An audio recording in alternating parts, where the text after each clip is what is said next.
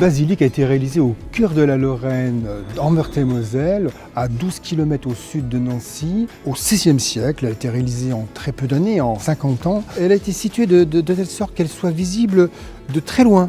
Et ça, c'est pas anodin. C'est ce qu'a voulu René II lorsqu'il a voulu construire cette basilique-là. Et elle a la particularité d'appartenir à un saint patron, celui donc de Saint-Nicolas.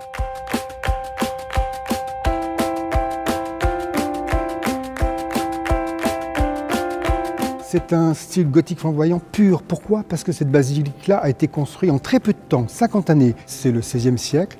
On est dans un gothique flamboyant. Ça se caractérise tout simplement par les dimensions. C'est un véritable vaisseau, près de 96 mètres de long. La hauteur, plus de 80 mètres de hauteur au niveau des tours.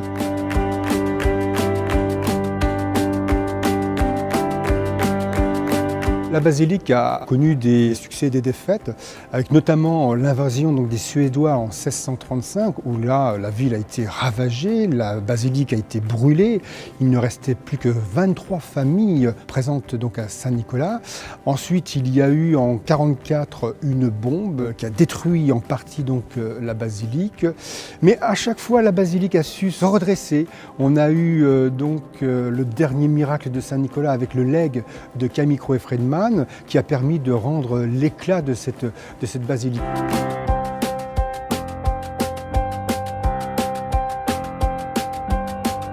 Mais ce qu'il faut retenir, je crois, de la basilique, c'est plus de 7 siècles de procession, celle qui est réalisée lors de la Saint-Nicolas. C'est le nombre de visiteurs que nous avons. Ce sont des gens qui viennent du monde entier, des Amériques, des Afriques, de l'océan Indien. Et ça, c'est étonnant que Saint-Nicolas puisse attirer autant de monde. On s'en réjouit et on est très très fiers à Saint-Nicolas-de-Port de pouvoir représenter ce personnage-là.